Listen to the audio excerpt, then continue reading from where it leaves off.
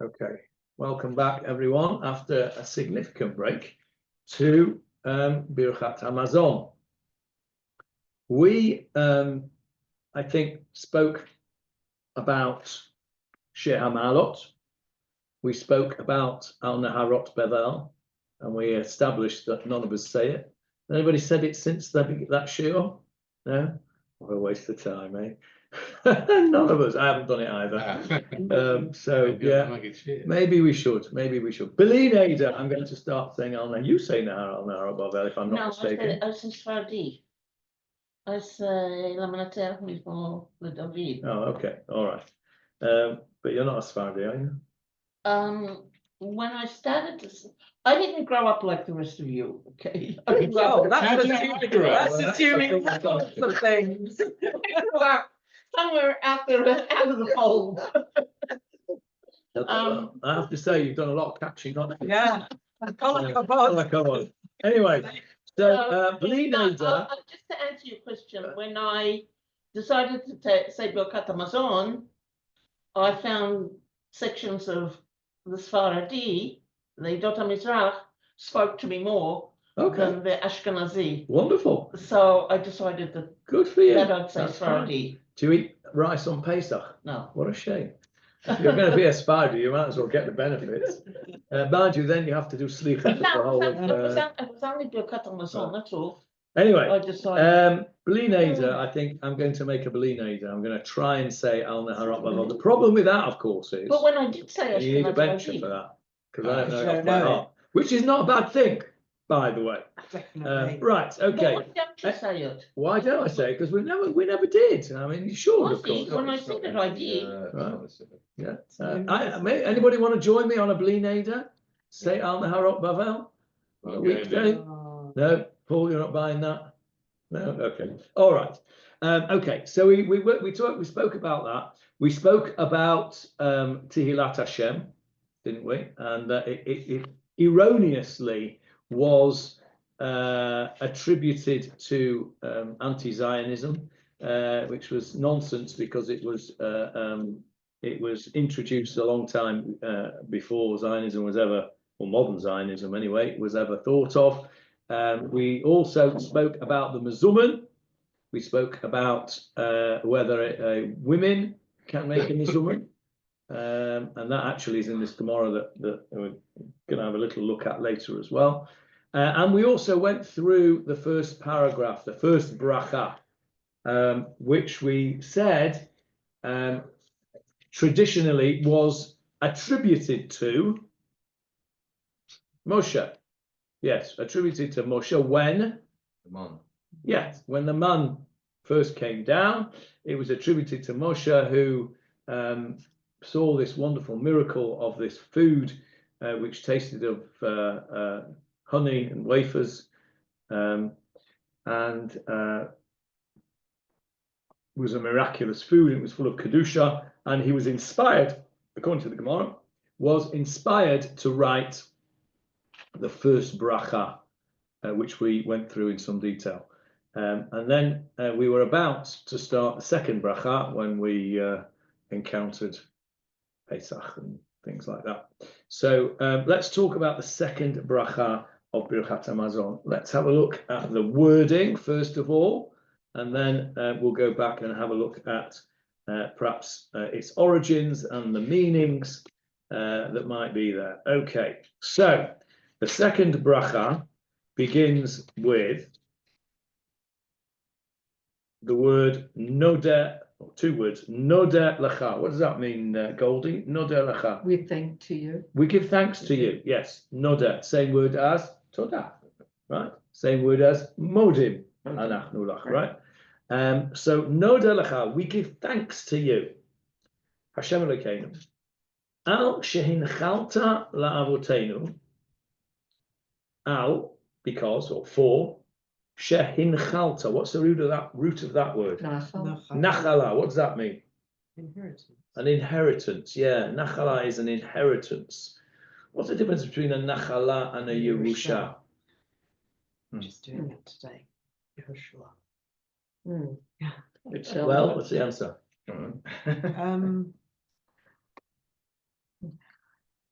one is permanent Yes. and one is not necessarily permanent.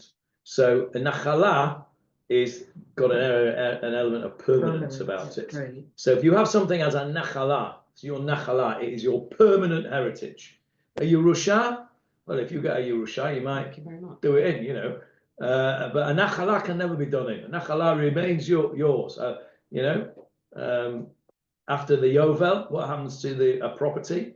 Reverts, right? So a nachala means an inheritance, but it's an inheritance that lasts forever. So al shehin chalta, it's a verb. I don't think we have an English equivalent of a verb to cause somebody to inherit. You have the verb to inherit, but that's the receiver. This is the giver of the inheritance. I don't think there is an English verb that we can translate it. It have to be bequeathed. Bequeathed, yes, Yeah, okay, yes. yeah. Bequeathed, yes, okay, yes, bequeathed. Al shein chalta lavotenu, that you bequeathed, I'm going to add in a word there, permanently, right? That you bequeathed permanently. Oh, somebody wants to come in the waiting room. Thanks for that, Fayin. Right, that you bequeathed permanently, lavotenu, to our fathers. What did we get bequeathed? Eretz Chemda, Tova urchava. Right, without looking in the translations, what does that mean? Eretz chemda. What does that word remind you of? Chamud. And what is chamud? My grandchildren. Your grandchildren are chamudim. Yes. What does chamud mean? Sweet. Beautiful. Right? Chemda. Eretz chemda. Now, anybody know what the organization called Eretz Chemda in Israel does? Also, no, my son's there for 8 years. Right, okay. What does it, what It trains It's a kollel. It's a kollel. it's a kollel, yes. Which is aligned with the bet din, Yes. and it allegedly trains people I mean, allegedly. to go out and spread the word, basically, in the diaspora and in Correct. So your son was in Eretz Chemda. Yeah. Yes. My son is learning in Eretz Chemda now. Learning his Dayanut in Eretz Chemda. Almost finished. So what's the difference between it and other kollelim? It's It has a defined term for a start. You're there for 8 years. It's a course. and it's designed to produce leaders in the diaspora. So yeah, Eretz Chemda, that's what that's called. Why it's called that, don't know. But Eretz Chemda means a beautiful land, Tova, a good land, Urechava, right? A wide land, yes. Now, is Eretz Israel wide? No. I don't think you would describe Eretz Israel as wide. You could describe it as long and thin. You wouldn't describe it as wide. So what does it mean? It doesn't mean wide in width, does it? Does it? Bountiful. Yes, it means, you know, if I was to say to you, I am so blessed I have all of this, right? And you spread your hands out wide like that. Width in this context doesn't mean, you know, how many kilometers wide it is, because clearly it isn't over here. It's about 9 kilometers wide, not very much at all.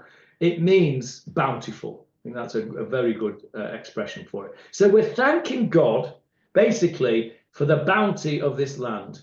And that lines up, or aligns up with a specific pasuk about Eretz Israel. How is Eretz Israel described in the Torah? Eretz Zavat Chalav Udvash. Okay, Eretz Zavat Chalav Udvash, a land flowing with milk and honey. There's a good example of something that's not meant to be taken literally, right? What does that mean? You all know, don't you, that this land does not flow with milk and honey. You walk down the streets and you don't see milk flowing down the streets, and you don't get your feet stuck in patches of honey, right? But Bountiful again. Put yourself in put yourself in the through the eyes of a small child, right? And you say, this is a land flowing with milk and honey. That's what would come into a child's mind, right? That, you know, a land flowing with milk and honey. And so it has to be explained, does it not? But that's not what it means. That it means a bountiful land. And so, of course, we do that with that. So why can't we do that with the other things that we were talking about? Mm. Another question. But sometimes it's a good thing to stop and put yourself in the eyes of a child and look at things from the eyes of a child without any pre-knowledge. Just tonight, my granddaughter, who's 8, my daughter was going off to a levaya. Unfortunately, somebody in their community passed away, and she was going off to a levaya.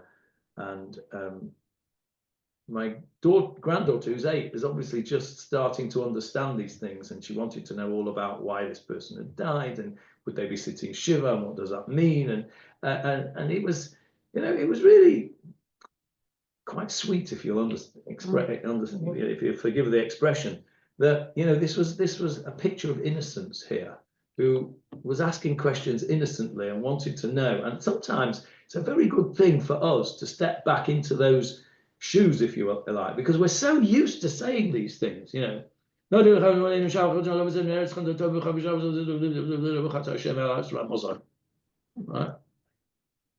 That's what, I don't know about you, but that's what happens in my life from time to time. And sometimes it's good to stop and think of this. So we're talking here, we're thanking God, not just that for the land, but we've been given it as a nachalah. Now, I read something on Shabbat morning, which I mentioned in the Shiur on Shabbat afternoon, actually, from Rabbi Cordoza.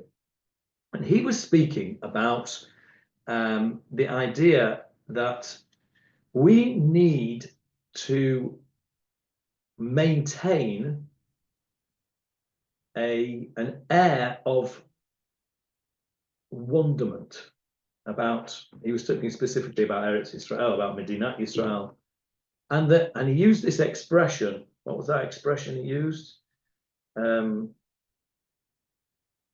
Something dullness, I can't remember now exactly, but existential dullness, that was what he used. He says, when having Medinat Yisrael and living in Eretz Israel becomes everyday like and dull, and you lose that wonderment, you lose that sparkle of amazement that we have Eretz Israel as Medinat Yisrael after 2,000 years, and it's this generation that's got it, and all the wonderful things that go with that. He says, when you lose that, that is when you're in danger of losing it all. And this was the problem. Those of you who've been learning Shmuel with us will know. What was the problem when the people asked Shmuel for a king? He said you'd be like all the others. Yeah, kechol hagoyim. They wanted to be like everybody else. It was perfectly okay to ask for a king, but it wasn't okay to ask for a king to be kechol hagoyim, like all the other people, because we're not like all the other people, and this land is not like any other land. And if we forget that, and if we don't, this is Rabbi Cordoza's theory there, was that if we don't continue to feel that, and sometimes we have to force ourselves to feel it. And Hannah was asking this one just now before we started the shiur, before we started recording. She asked a question out of the blue. Does anybody in this room think that the state will fall? Absolutely not. This is could it do? Yes, it could. I think we have taken it for granted. Well, that might be yeah. That may be the solution. Is that if we don't want it to fall, we cannot take it for granted. We have to see the wonderment of it, and those that don't are in danger of losing it. Either losing it physically or losing it spiritually. They're in danger of losing it for everybody. Well, that's we can only do what we can only do what we can do. That's right. No, I understand what you're saying. So this concept. I mean, we've all. I think each and every one of us here has invested a lot in coming here and living here. Me, it's been my whole life. Yeah, and my kids also. I've got kids and grandchildren here, that don't go anywhere else. And to sit here and to see what's going on, I'm sorry about if it's political, but to see what's going on and the existential danger that we're in, and think, maybe I made a mistake 50 years ago. Well, I'm sure that has crossed a lot of people's mind, and we have to Be anywhere else. we have to think about that, and it's a fair question, but the answer has to be, this is where we belong. This is our homeland. I agree with Al that. shein chalta lavotenu. Right, we've just said it. God gave us this as an inheritance. If you don't believe, not you, if a person doesn't believe Al shein chalta lavotenu, then I would suggest they don't belong here. No, they don't. And if they think it's better to go to America and earn Well, a fortune, let them go. I agree. Yeah. For us, this, and I don't know how this all started, but it fits in exactly with what we're saying. Al shein chalta lavotenu. If you don't believe that, if you just say it and don't believe it, I wonder what you're doing here. Because it's not easy to be here. It's certainly not easy to be here if you're a youngster and have to make a living, right? It's very difficult. You have to go in the army. You have to put your life on the line. It's very hard to make a living. The cost of living is expensive. It's difficult. There's no question about that. And so, Al shein chalta lavotenu, nodeh lecha. We are thanking HaKadosh Baruch Hu that we were given this land as an inheritance. Not only were we given this land as an inheritance, it's an eretz, chemda, tova, or chava. Now, that wasn't always the case. It wasn't always a bountiful land. Those that came, It's only when they were here that it's a bountiful land. yeah. I'm reading about the Egyptian Jewry after they left with the Suez Canal, and a lot of people came to Palestine. They went from wealth to tents, and it was not easy. Anybody been to the museum of the first of the Aliyah Museum in Zichron Yaakov? I was just there. Yeah. It is fabulous because it tells you very clearly and shows you the hardship that those people went through. We just saw this. The hardship they went through. It wasn't. I took my bar mitzvah boys. Each of them that have been here on their bar mitzvah trip. That was an absolute must, because they come here and what do they see? They see a beautiful place, beautiful shul they come to. They've got a lovely house where they're staying, in our house, and they've got kosher McDonald's. And they come and, this is Gan Eden for them. It wasn't always so. Some people have put their backbone into this so that we could do it. And they've given their lives for it. And a lot of them didn't believe it was given as an inheritance back on. Those people that put their backbone into, to be fair. That's true. There were a lot of very secular What were they people. coming for? No, they weren't secular when they came, Barbara. They became secular. Oh. Now, it depends which Aliyah you're talking about. You're talking about second Aliyah, yes. Oh, The first Aliyah was religious. First, yeah. But I'm saying, I didn't say all of them. I said quite a proportion. But the second Aliyah also came, they were secular, I agree, but they came from religious backgrounds. The vast majority of them had grown up in religious households. Yeah, and what's more, all away. and I'll tell you something else. Okay, but they still had. I'll tell you something else, Hannah. Yeah. Those people that came in the second Aliyah who were secular, who came from a religious background, their religion, their connection with Judaism was through the land. Was through the land. That was their connection with the Judaism. They might not have been observant, but they were. I would argue that they were religious Jews. They weren't observant Also, Jews, but they were religious Jews. The Rav Kook says that they're the first part of the redemption. Rav Kook speaks about that Herzl was potentially Mashiach ben Yosef. Yeah. Who prepared for Mashiach ben David. So there's no question about it that these people they may not have been observant, but I don't agree that they weren't religious. There's a big difference between religious and observant. So we've said so far, not very much, but let's carry on. That we have been given as a permanent inheritance, an eretz chemda tova rechava. And if you don't believe that, you probably don't belong here. Right, next thing that we're thanking for. Now, that's not to say about the people who were born here, Barbara, right? Okay, I'm talking about those that come here of their own volition, not having been thrown out somewhere else and nowhere to go. Those of us who have come here of our own volition from comfortable lives in America, Coney Island, right? Or London, or even Manchester, or Melbourne, all of these places, we didn't have to come here. Could have got, if we were just looking for the sun and the sand, you could have gone to Spain, and for 100 grand, you could have bought a beautiful villa, right? Yeah, you could in Benidorm. I know, Right? No. Why? Exactly, because it's not Al Shen Chalta Lavotenu. It's not Al Shen Chalta Lavotenu. This is our inheritance, right? That's the first thing. Okay, that's the beginning of this bracha. What is this bracha about? It's about the land. It's not about food. It is about food at the end, but it's actually about the land. The first bracha is about food. This second bracha is about the land. Va'al shehotzitanu Hashem Elokeinu me'eretz Mitzrayim. And we're thanking him also because he took us out of Eretz Mitzrayim. Yeah. What's that got to do? We wouldn't have inherited that. We wouldn't have inherited the land, correct? Uftitanu, what's that word? What's that? The root of that word? Redeemed us. Redeemed us, yeah, but what's the root? Root. Go on, what else? Pidyon. Pidyon, no. Pidyon Haben, thank you very much. What is Pidyon Haben? Redeeming. Redemption of the firstborn. Pidyon Haben, the firstborn son, with various different Tanaim conditions, belongs to the coin. And you have to redeem it from the coin with your 5 silver coins. Okay, that's Pidyon Haben. Pidyon Shvuyim means redeeming your captives. Right? We're busy trying to do that as much as we possibly can. Pidyon Shvuyim, same word. Ufditanu, and he has, we're thanking him for having redeemed us, mi beit avadim, from the house. Right. Okay, what's that got to do with anything?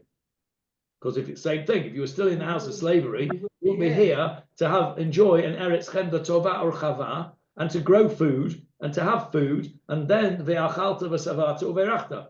So the whole thing is going back, as it were, to our roots and saying, and this is a part of the issue here, is we have a mitzvah, we just read it in the Haggadah, didn't we?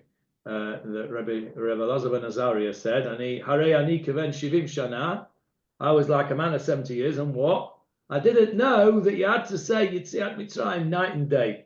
Ad Shabbat Drasha Ben Zoma, until Ben Zoma came along and said, Kol Yomei Chayecha, etc. We've said it in the Haggadah, right? So, Yitziat Mitzrayim is the fundamental. How many times do we mention Yitziat Mitzrayim? Well, morning and night, for a start, in the Shema, okay, every day. That's Rabbi Elazar ben Azariah.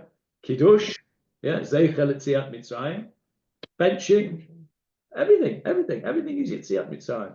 Ever occurred to you, why are we so obsessed with this Yitziat Mitzrayim? It's fundamental. It's a fundamental. It's a birth of our nation. Without that, nothing starts. And that's why we've got the mitzvah, of course, on Seder night, to consider ourselves as if we were left Egypt. What does that mean? It says in the Haggadah that if we hadn't been redeemed, we'd still be there. And that's the point. And that's why we have to keep on mentioning this. And it's hard because, it's hard to actually imagine yourself as in that slave. But it's not so difficult to imagine yourself in a Nazi labor camp or a Siberian camp or a tunnel. Yeah, it's not that difficult to consider that. Okay, everybody's got a Mitzrayim. And it's not only physical either. No, it's not. It's not at all. So Yitziat Mitzrayim is fundamental. Now, what else are we thanking God for here? This is a bit of a strange one. Va'al britecha, and for your agreement, a covenant, your covenant. Shechatamta b'sarenu. Yeah, what's that? Chatamta? What's the root of that word? Sealed. Yeah. Sealed. Yeah. Tell me a modern Hebrew word that you know of that root. Chatima. What's a chatima? Signature. That's right. We say that's right. Chotmeinu. We say chotmeinu. Seal as in the book of life. Yeah. At Ne'ilah we say chotmeinu. Correct. I was thinking of what Barbara said. Modern Hebrew, a chatima. A signature. What is a signature? A signature. What is an old-fashioned? What is an old-fashioned way of signing something? Wax. Oh, a seal. A seal, yeah, a wax seal. You used to put a wax seal on things, right? So a chatima is a signature. because it's like a wax seal. It seals it. So va'al britecha, and for your covenant, shechatamta. This is a verb, shechatamta, which you have sealed or caused to be sealed, I suppose. Bivsarenu. You know, flesh. No. What's the root of that word, Goldie? In the middle there? Betzin Reish. Okay, Betzin Reish, spelled Basar. Basar. Flesh. Bivsarenu, in our flesh. In Not our- you, but you and you and you and me, we have a seal in our flesh. So meaning. What do we have a seal in our flesh? It's part of our being. Circumcision. Yeah, But Brit. also, Brit Milah. Brit Milah. Look at the word, Britecha, your Brit, which you have sealed in our flesh. This is talking about Brit Milah. Now I got it. You got it? Yeah. This is talking about Brit Milah. But what about the women? Okay, it's a very good How the question. women's live It's now. a very good question, Goldie. It's a very good question. Oh, We will go to a Gemara, and I probably won't get to it tonight because we're so Oh. slow. But I did get it ready. There is a Gemara that talks about whether women are mechuyav in Birkat Hamazon, ah, midoiraita or midorabanan. Now you could argue, well, they can't say that al britecha shechatamta bivsarenu in the same way as how can the famous question, how can a ger say asher kiddushanu b'mitzvotav v'tzivanu, right? Asher kiddushanu b'mitzvotav v'tzivanu. He didn't command him. Only commanded him later when he became a ger. How can a ger say that? So the obvious answer is that because once he becomes a ger, it's like he's reborn.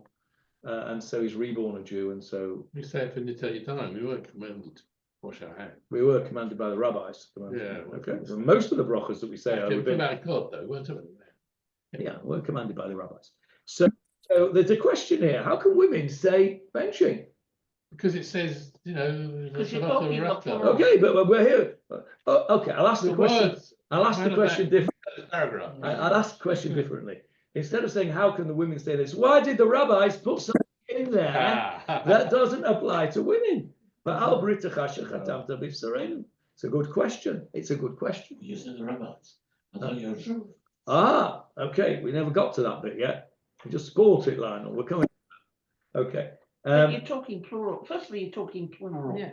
So you're talking as part of a nation. And not- Okay, but you can't tell me that britecha shechatamta b'v'sarenu. We don't believe in FGM, right? Female genital mutilation. No, we don't go in for that. So you can't tell me that al britecha shechatamta b'v'sarenu applies to women as well. That I'm not buying that at all. It applies to men, and that's it. Okay.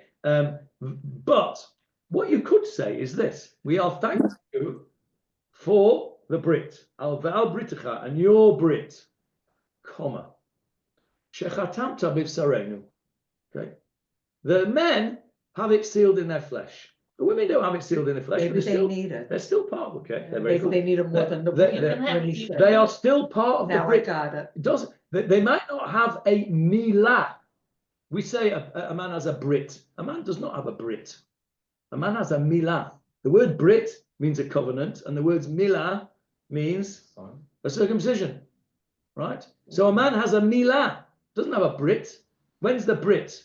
We're all part of the Brit. We're all part of the covenant. We had a covenant when we were at Har Sinai. We made a covenant. We had another covenant when with Moshe at the end of Dvarim. We made another covenant there. We're all part of that. Milah is the circumcision. Okay, so when we say, I'm going to a Brit, you're not. You're going to a milah. You're going to a Brit's milah. But you're going to a circumcision which recognizes and symbolizes the covenant. Is a male who is not circumcised, a Jewish male who is not circumcised, still subject to the covenant with God? Is he obliged to do all 613 mitzvot? Yes. No. It's carrying, right? Okay. The answer is no. He is not. I asked that question in a very deliberate way. Why not? That was a trick question, Hannah. I'm sorry. It's It's not all right. fair. but Why not? Yes, Lionel's got it. He's only obliged in 612 mitzvot because he cannot, an arel, an uncircumcised male, cannot Cannot eat the Korban Pesach. Right. Okay, so that was a trick question when I said, is he obliged in all 613 I've mitzvot? got a question though, if we're talking about Milah. Milah you do during the day. Correct. Why do you have to do it during the day? Why can't you do it at night? No, that's not why. No, but why? I'm asking you, why can't you do it at night? Can you do it at You night? can. Just you do it at the first opportunity. No, you can't do it at night. Because Well, that's that's my question. That's my question. See, There are stories, okay? Someone to- Basically, you've got to excuse me, Hasidic Okay. background. Thought you were Of- Sephardi. No. You're half Sephardi, half Hasidic. Okay. Australia. And half Australian, yeah.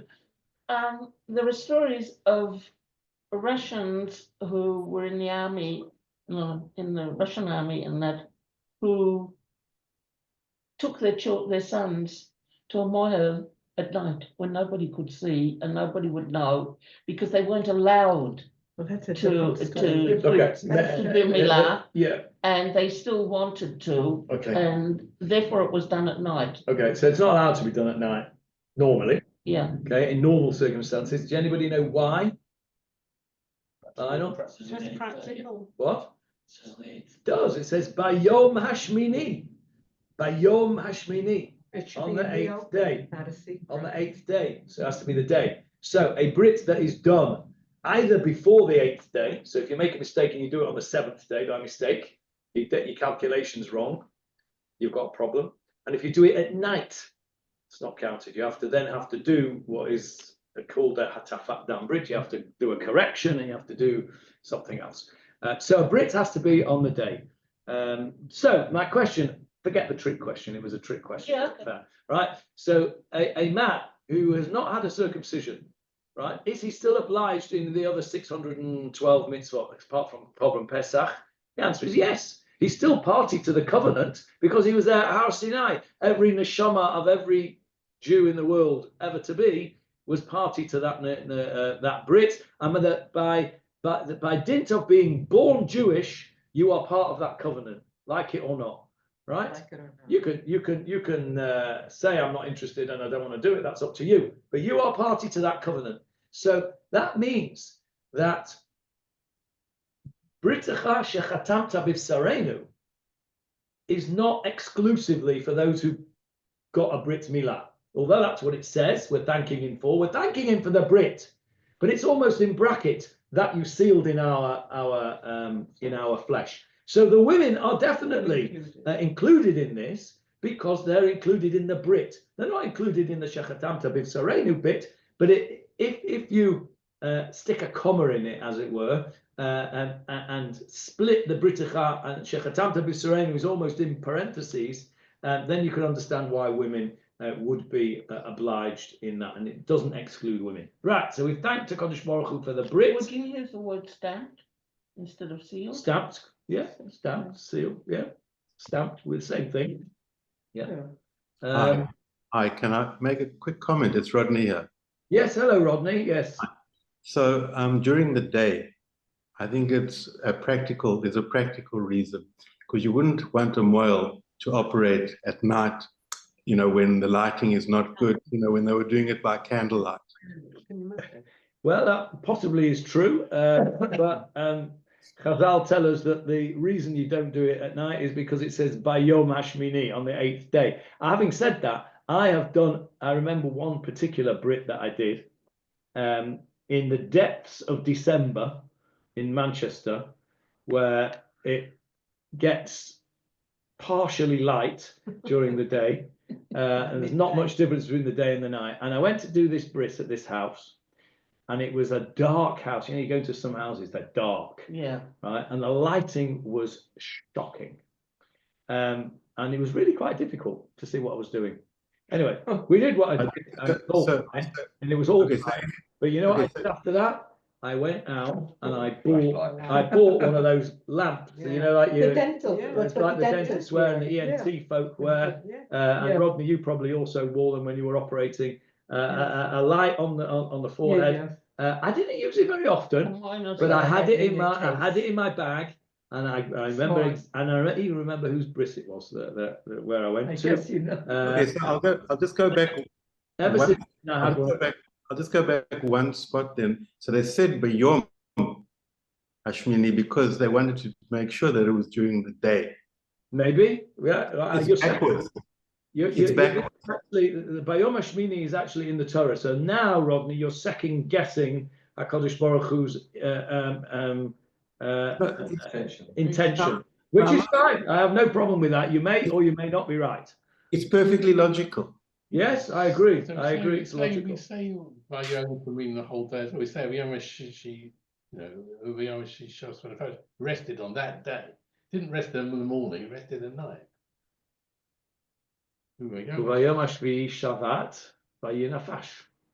Okay, Vayom Hashvi in that case does not only mean that's true, but Chazal interpret Yom Hashmini in that regard. Okay, you're right. It's not consistent.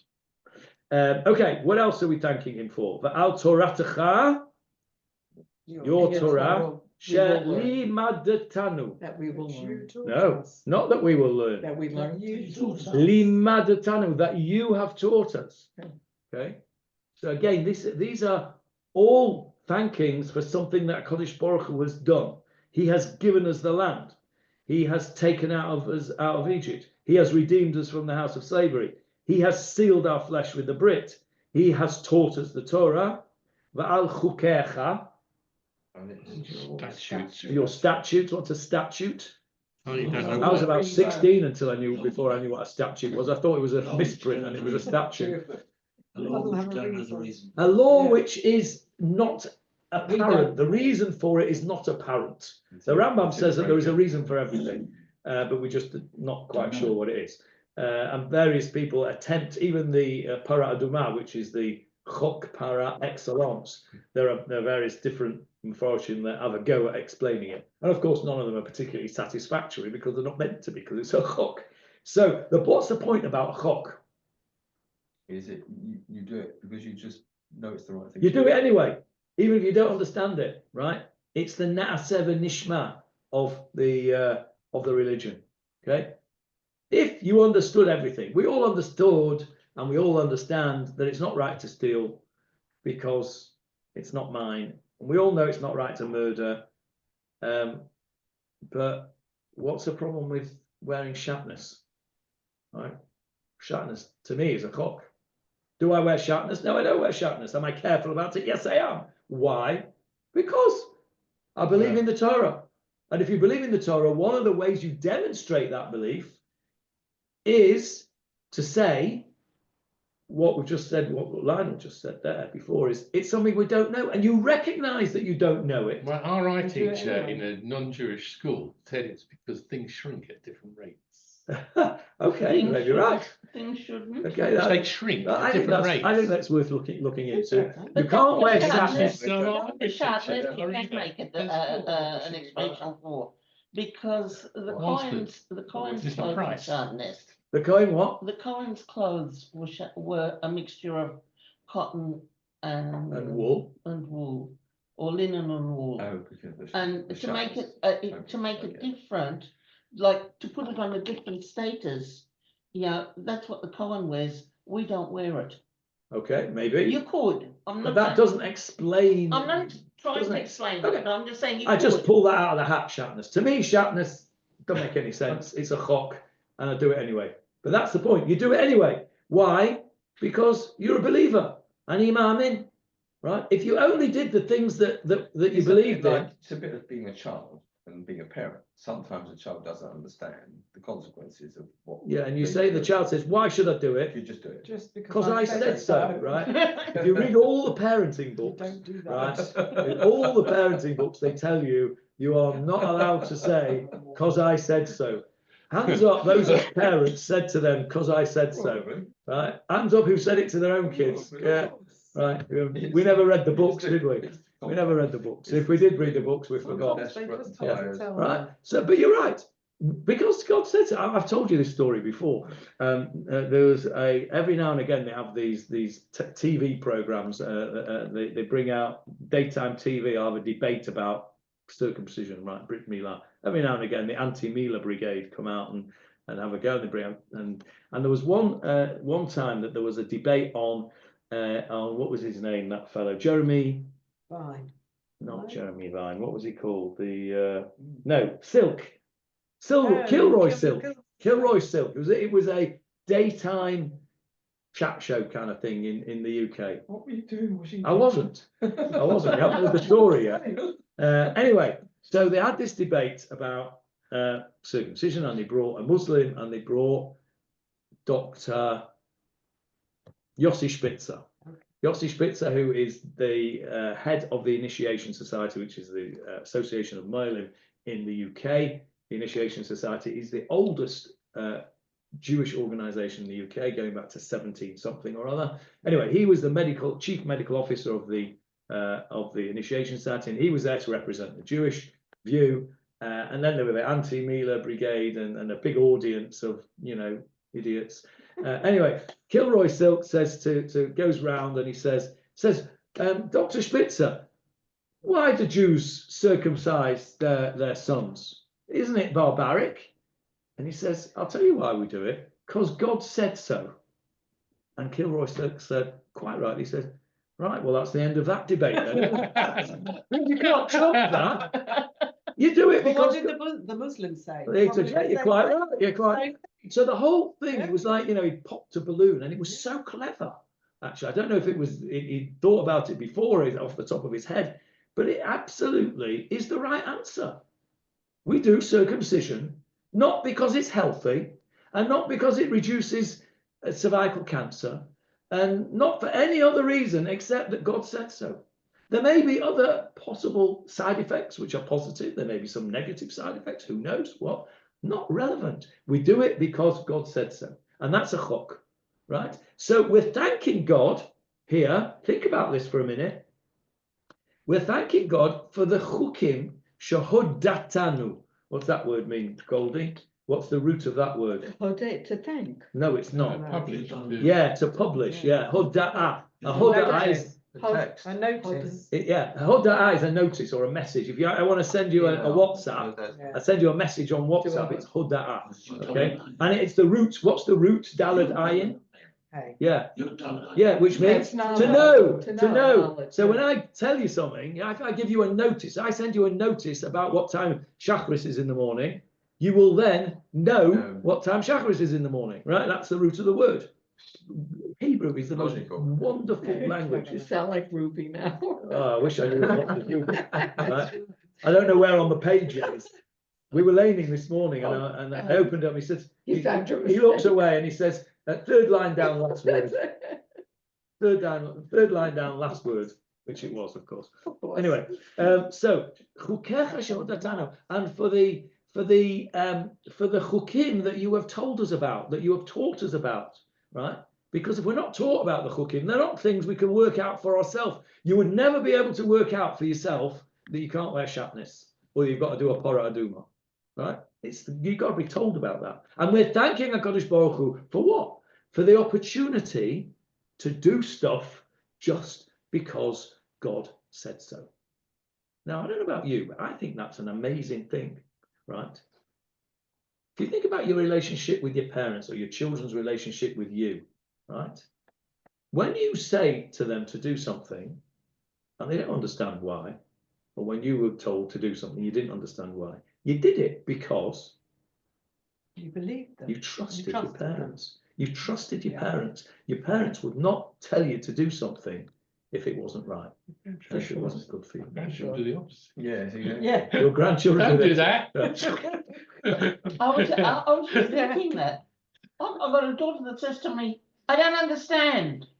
And I say to her, you don't have to understand. Do it. Yeah. Right, okay. She says, if I don't understand, I'm not going to do it. All right. Well, you get to that point. You know? You get to that point. As a parent-child relationship, you can get to that point. But as a God people, you never get to that point, because an adult child reaches the level of intelligence, or even surpasses the level of intelligence of their parent. A small child and a parent is much more of a kind of relationship than a God and people relationship. But we never get beyond that small child in relative to HaKadosh Baruch Hu. And so we're always in that position that if God tells us to do something and we don't understand it, we do it because we understand in the same way as a small child understands and trusts his parent. You know, okay, there comes a point where the child doesn't necessarily trust the parent and doesn't necessarily think the parent's very intelligent. Isn't always right. No, I heard one great expression that said that somebody said that it was amazing that how much my parents learned between when I was 12 and 18. Because when I was 12, I thought they knew nothing. Right, and they must have learned so much in those 6 years. When by the time I was 18, and I realised they actually did know something. Anyway, or something like that. Anyway, we never get to that level with the Kodesh Baruch Hu. Kodesh Baruch Hu is by definition, you know, will do things and know things, etc., that we don't. So the concept of Chukecha Shehodatanu is a fundamental concept of the relationship between man and God. So in some ways, the fact that this has sort of been inserted into benching something fundamental, where we are, as it were, thanking HaKadosh Baruch Hu for our very food, the bread that we eat, right? Nodeh lecha, right? Nodeh lecha. And what else are we thanking him for? We're thanking him for that relationship that we have. It's very, very precious. And listen, you know, there are plenty of people, I can think of loads of them, maybe even I was one of them once, that said, I don't understand it and I'm not doing it. Makes no sense to me, I'm not doing it. Right?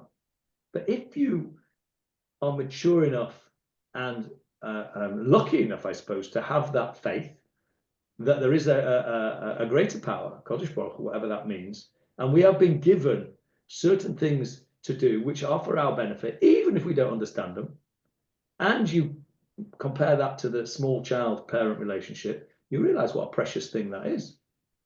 There is nothing more precious than a small child and a parent relationship. You speak to my wife, she'll tell you that all the psychological problems that she sees in her clients, all of them, as far as she's concerned, stem from some problem in that early relationship between parent and child, usually mother and child. That's her very, very strong belief. And I'm sure she's that right. goes to blaming the parents for everything. No, not necessarily blaming the parents. No, it's not supposed to say the parents were at blame. But there was some problem in the relationship somewhere along the line. It might not be the parents' fault, but there was a problem with the relationship for whatever reason. Let's carry on, because I want to try and finish the. At least want to try and finish the words, even if we don't actually get to the next bit. What else are we thanking him for? Bal Chaim, the very life. Chaim, Grace. what's grace? Grace, favour. Yeah, grace. What does that mean? Favor. Things you don't deserve. Yes, you don't thank you. deserve. Things you don't. Chaim is something you don't deserve, something you get for nothing. It's a favor. I do you a favor, Lionel. You don't deserve it, right? Because if you deserved it, it wouldn't be a favor, right? That's the whole point of chaim, is something that you get. Think about great. All these lot know this because I've said it 100 times. Grace and favor flats, right? That the monarch gives to the grace and favor. It means that they don't really deserve it. It's a gift from the monarch. So chaim is grace. It means something you don't believe, you don't deserve. Chesed, kindness. Okay, now that might be something that you do deserve, right? But it might not. Shechonantanu. That you have graced us with. Yeah, that you have graced us with. So again, it's the same style here. We're thanking God for the things He has done for us. Shechonantanu, that He has given us grace. Where do we say that in the Shemona Esra? Ata chonein, ata chonein da'at. You have graced us with knowledge, right? Graced us with knowledge. And now we're getting to the crux of this paragraph. Va'al achilat mazon, and for the eating of food, she'ata zan, that you have sustained us with, yeah, sustained, fed, it's a verb, zan, umafarnes, same word as parnasa, umafarnes, What does that mean? Supply, Sustained, yeah. sustain. What is your paranasa? What sustains What sustains you? You know, you earn a, what do we call it in English? a living. A living, and living is sustaining you, right? You earn a living because without putting to be able to put food in your mouth, you can't live. So umafarnes otanu, tamid, always, b'chol yom, every day, ub'chol eight, Every time. and at all times, ub'chol sha'a, Every hour. and every hour. In other words, this is stressing the fact that we are dependent on the grace, shechon antanu, the grace and favor. We are dependent on the grace of God at every single moment. Every You said a moment. word though, but when non-Jewish people say benching, they They say say grace. grace. Yeah, they say grace. Grace before meals, grace after Yeah. meals. What is grace? It's giving you something you Is thanking for Thanking. something that we've been might given. not, yeah, but you might not otherwise have. Yeah. So, but this particular point I wanted to make is Grace. Tamid v'chol yom v'chol eita v'chol sha'a.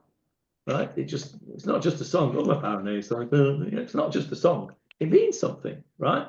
What does it mean? It means that at every single moment we have to consider. It's a hard thing to do. It's like Moda Ani. Mode. Correct. More done. Ah, Jordan, have I taught you nothing in these last 4 years?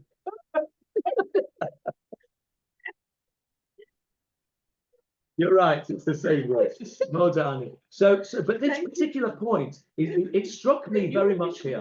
I just want to tell you, something that's been bothering me in the last few days over Yom Tov. Bothered me a great deal over Yom Tov.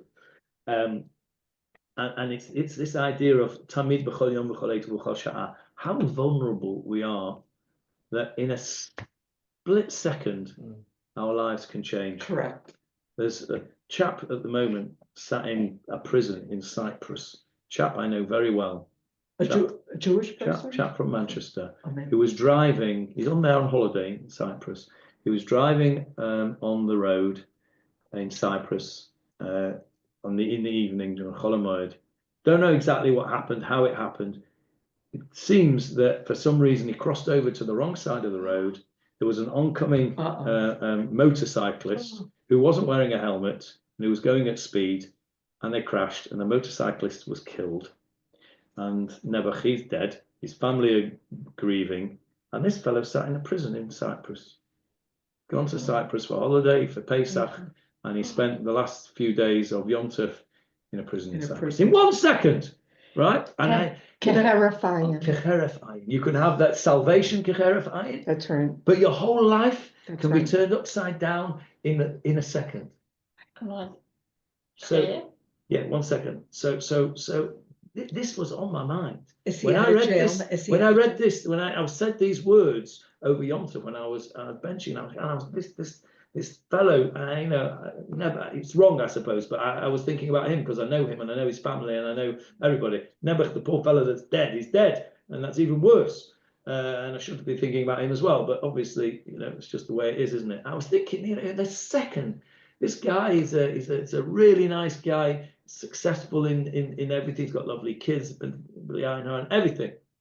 And in the second, so b'chol yom v'chol eita v'chol sha'a tamid, we are given grace. We have to recognize it's a hard thing to do, and you can't go through your life thinking every single second, thank you God, thank you God. You can't. It's not normal. You can't do that. But at least when we stop and we say the words in benching, we should at least during those few seconds just stop and think of the grace that we've been given by Kadosh Baruch Hu at every single moment. Think of all the things that we have got to be thankful for this paragraph. We've got Eretz Israel. It's a beautiful land. He took us out of Egypt. We're not slaves, right? We're not in a labor camp somewhere. We're not, we're not goyim. Goy, right? We've got an opportunity to have a relationship with HaKadosh Baruch Hu. Our very lives at every single moment are as a result of God's grace. It's a hard thing to do. You can't think of it 24/7. But you could think of it while you're benching instead of gabbling it off and looking at your phone at the same time. Yeah, first of all, Hannah, and then Barbara. Yes, Hannah. Go for it. Barbara, go for No, it. no. Yes. Go All on. right. There were two things. The first, relating to what you just said, is that people who in the Labour camps probably did still bench Yes. and did still thank God Yes, for, and they not all of them. No, but those that majority, did, they got an extra piece of, an extra crust crumb from of somebody. somewhere. How did they thank? We all know people. There was a guy I knew very well, no longer with us. That he was a survivor, came to England, became successful. He told us, and I was there when I heard it with my own ears, that on Friday night when he cuts the challah, he couldn't bear it. He couldn't bear it because the crumbs of the challah went onto the tablecloth, and he would collect them up. He would collect them up. He couldn't do it. It was because of every single crumb. So you're right, Barbara. They would say it with kavanah, those people. And us, who've got everything that we need, perhaps don't say it with enough kavanah. I only speak for myself. Yes, Hannah. Life changing in the blink of an eye. In January, I was driving down Ayalon. I used to have a Corolla, a Toyota Corolla, and I was in a traffic jam. We're driving very slowly, and the next thing I know, the car's being thrown from one side to the other, and I totaled my car that day. I fell asleep at the wheel, a split second. Yeah.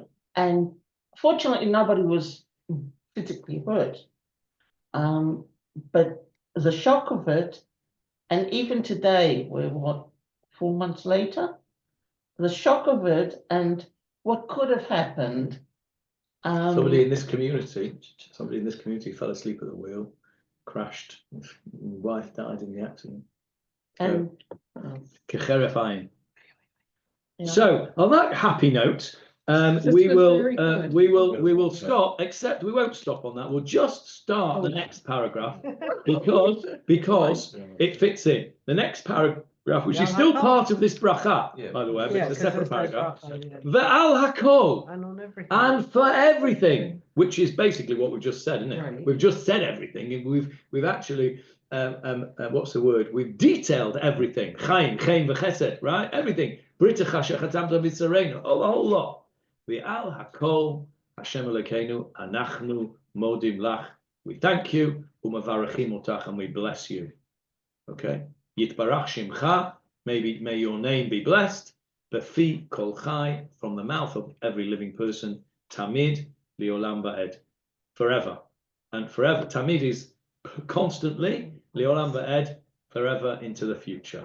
And then we come to our pasuk, which is the whole point of benching. Right. Kakatuv, as it is said in Dvarim, ve'achalta, ve'savata, u've'rachta, you shall eat and you shall be satisfied and you shall bless et Adonai Elohecha, Hashem your God, al haaretz hatova, asher natan lach. Not for the food. What are you told? What does the pasuk say? It doesn't say you shall eat, be satisfied, and bless God for the food that you've eaten. For the land you've been given. Did you ever notice that? That you're actually told the mitzvah is to bless God for the land. Now, clearly, so again, and for the food. Yeah, no. The actual pasuk says,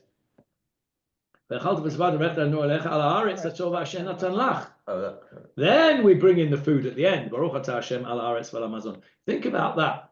Now, I want to ask you a question, which you don't have to answer now, but you can answer next week. If we are commanded, ve'achalta v'savata uve'rachta et Adonai Elohecha al haaretz hatova asher natan lach, what if you don't live in Israel? Exactly. Is that do you still have a mitzvah? If the mitzvah is ve'achalta v'savata uve'rachta, wait a minute, that's not the whole pasuk. The whole pasuk is al haaretz hatova asher natan lach. Is benching a dioraita in chutz la'aretz? Yes. That what I said you're not allowed to answer now, and I want sources for your answer. You can't just say yes or no. I want sources for your answer. Answers on a postcard, and It's the same as your son in Perth prays for rain at Sukkot, and it's the beginning of summer. Okay, Yeah, that's a shiloh in itself. You're right. Yeah, coming from the other side of You're the right. world. You're right. The You're right. question is, You're right. But that doesn't answer our question. Is it a deoraita or drabanon? You can tell me next week. Right. Any questions before we go? Any questions on the Zoomers? No? Okay. No questions on the Zoomers. Nice to see you all. Shavua Tov. And I'll just stop the recording now.